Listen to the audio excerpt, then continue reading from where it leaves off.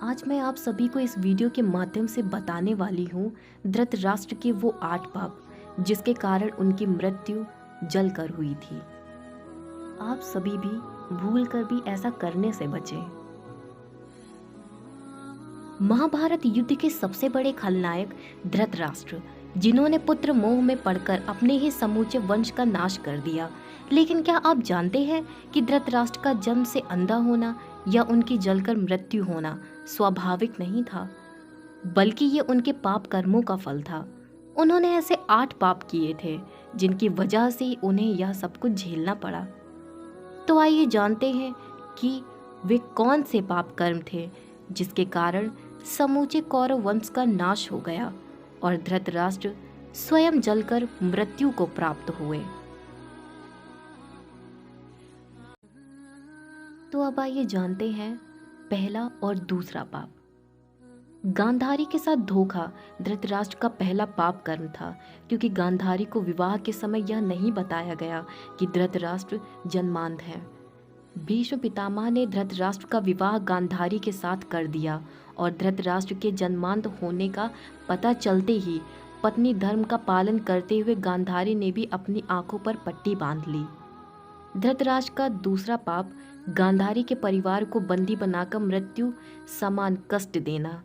धृतराष्ट्र को जब यह पता चला कि गांधारी तो विधवा थी और उनके साथ तो यह छल हो गया, जबकि विद्वानों के अनुसार गांधारी के पहले विवाह से उनके गंभीर प्रकोप का सामना करने का योग था, जिसे दूर करने के लिए उनका विवाह एक बकरे से कराया गया।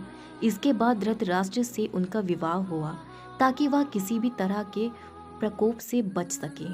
लेकिन धृतराष्ट्र ने इनका दोष गांधारी के पिता राजा सुबाल को देते हुए उन्हें और उनके पूरे परिवार को कारागार में डाल दिया। उन्हें कारागार में भोजन भी केवल एक व्यक्ति के पेट भरने का देते। जब राजा सुबाल वह सारा भोजन अपने सबसे छोटे पुत्र शकुनी को दे देते ताकि उनके वंश में कोई तो जीवित बचे और धृतराष्ट्र से प्रतिशोध ले सके। अब आइए जानते हैं तीसरा और चौथा पाप। धृतराष्ट्र का तीसरा पाप दासी के साथ सहवास करना था।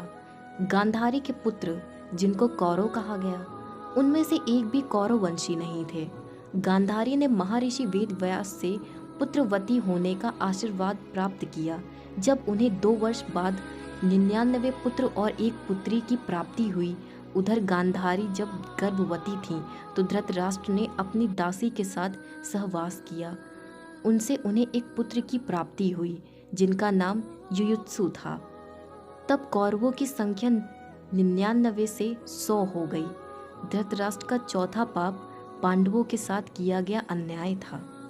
वह जानते थे कि पुत्र मोह में पड़कर वह पांडवों के साथ जो अधर्म कर रहे हैं वह उचित नहीं है, लेकिन उन्होंने फिर भी वही किया और सारे वंश का सर्वनाश कर दिया। महाभारत युद्ध रोकने के लिए महात्मा विदुर ने उन्हें कई बार समझाया और युद्ध के परिणामों के बारे में बताया, लेकिन सब कुछ जानते समझते हुए भी धृतराष्ट्र चुप ही रहे और केवल दुर्योधन और शकुनी की ही बात मानते रहे। तो अब आइए जानते हैं पांचवा और छठा पाप। पांचवा और जघन्य पाप द्रौपदी चीरहरण के समय धृतराष्ट्र का चुप रहना। यह एक ऐसी घटना थी जिसने महाभारत युद्ध की नींव डाली। यह कहना बिल्कुल भी गलत नहीं था। द्रौपदी का चीरहरण एक ऐसी घटना थी जिसने प्रतिशोध की अग्नि को जन्म दिया और फिर उसका परिणाम इतिहास का सबसे बड़ा युद्ध महाभारत देखने को मिला। धृतराष्ट्र का छठवां पाप अपने भाई के बच्चों का हक छीनना भी था। हालांकि यह उन्होंने स्वयं नहीं किया, लेकिन जब भगवान श्री कृष्ण ने पांडवों के लिए केवल 5 गांव मांगे तब दुर्योधन ने इनकार करने पर धृतराष्ट्र का चुप रहना भी पुत्र मोह में पड़कर अधर्म का साथ देना ही था। अब आइए जानते हैं 7वां और 8वां पाप। भीम को मारने की इच्छा धृतराष्ट्र का 7वां पाप था। जब महाभारत समाप्त हो चुका था तब सभी पांडव धृतराष्ट्र से मिलने पहुंचे। वहां भीम के अलावा सभी ने धृतराष्ट्र को प्रणाम किया। जब भीम की बारी आई तो भगवान श्री कृष्ण ने भीम को रोका और भीम की जगह उनके ही आकार की बनी एक लोहे की मूर्ति आगे बढ़ा दी। धृतराष्ट्र पुत्रों के वध से अत्यंत क्रोध में थे।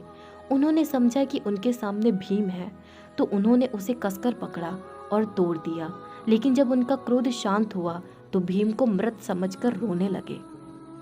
उसी समय भगवान श्री कृष्ण ने उन्हें बताया कि वह उनके क्रोध की अग्नि को जानते थे, इसीलिए भीम की जगह उनके आकार की मूर्ति आगे रख दी थी। इस तरह श्री कृष्ण जी ने भीम को धृतराष्ट्र के क्रोध से बचाया।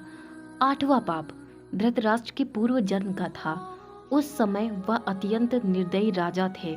एक दिन वह विहार पर निकले और देखा कि सरोवर में एक हंस अपने बच्चों के साथ विहार कर रहा है। तब उन्होंने अपने सैनिकों को आदेश दिया कि वह उस हंस की आंखें निकाल ले। सैनिकों ने वैसा ही किया। हंस की दुर्दशा और उसकी मौत के साथ ही उसके बच्चों की भी मौत हो गई। हंस ने भी मरते समय धृतराष्ट्र को शाप दिया कि जिस तरह उसे अपनी आंखें और पुत्र वियोग का कष्ट मिला, ठीक वैसा ही हश्र धृतराष्ट्र का भी होगा।